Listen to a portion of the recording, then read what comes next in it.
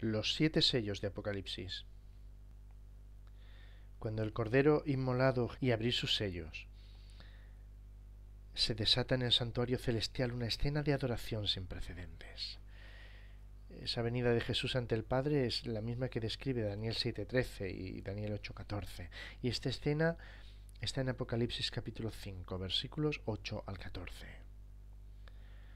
Ahí dice: cuando hubo tomado el libro, los 4 seres vivientes, los 24 ancianos, se postraron delante del Cordero. Todos tenían arpas y copas de oro, llenas de incienso, que son las oraciones de los santos, y cantaban un nuevo cántico, diciendo: digno eres de tomar el libro y de abrir sus sellos, porque tú fuiste inmolado y con tu sangre nos has redimido para Dios de todo linaje y lengua y pueblo y nación, y nos has hecho para nuestro Dios reyes, sacerdotes, y reinaremos sobre la tierra. Y miré y oí la voz de muchos ángeles alrededor del trono, y de los seres vivientes, y de los ancianos, y su número era millones de millones, que decían a gran voz: el Cordero que fue inmolado es digno de tomar el poder, las riquezas, la sabiduría, la fortaleza, la honra, la gloria y la alabanza. Y a todo lo creado que está en el cielo y sobre la tierra y debajo de la tierra y en el mar, y a todas las cosas que en ellos hay, oí decir: al que está sentado en el trono y al Cordero sea la alabanza, la honra, la gloria y el poder por los siglos de los siglos. Y los 24 ancianos, seres vivientes, decían amén, y los 24 ancianos se postraron sobre sus rostros y adoraron al que vive por los siglos de los siglos. Aquí tenemos una escena impresionante de adoración.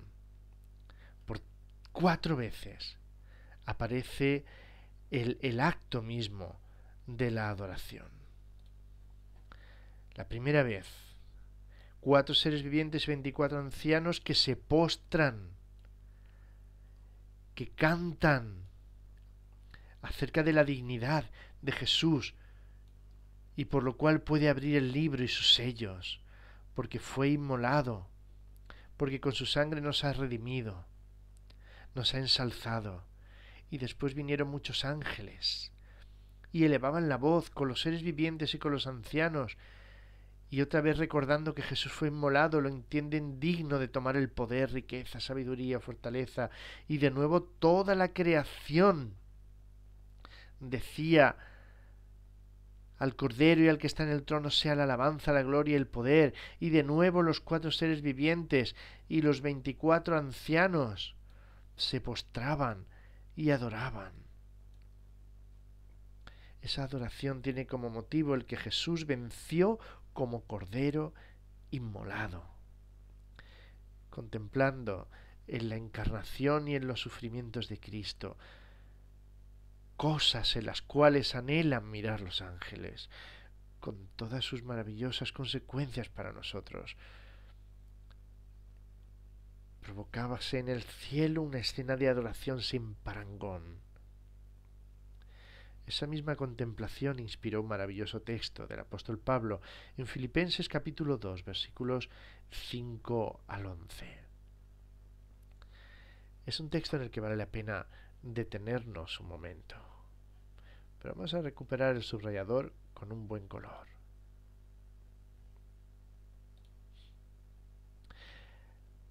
A ver.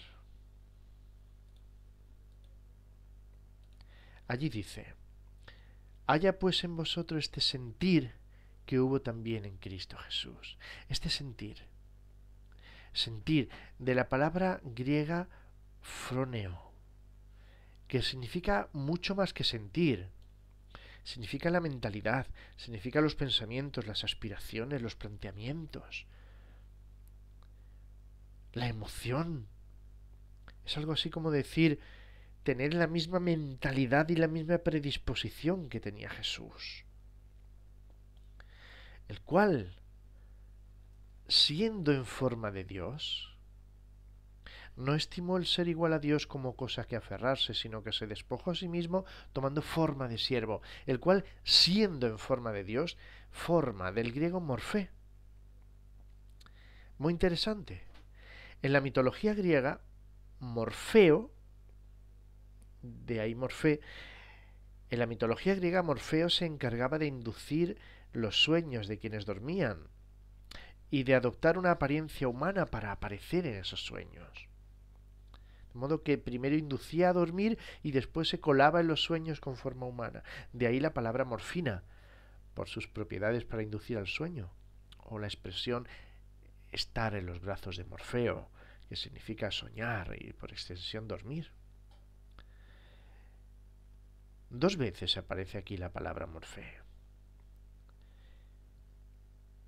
Para primero hablar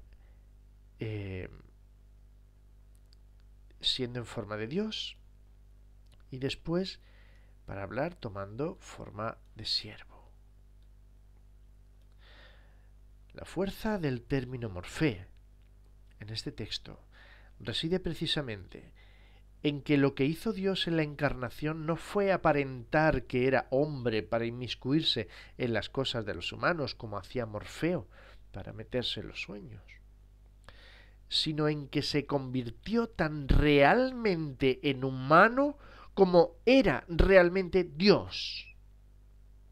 Fijaos bien que aparece 2 veces morfé, una aplicado a siendo en forma de Dios y otra aplicado a tomando forma de siervo.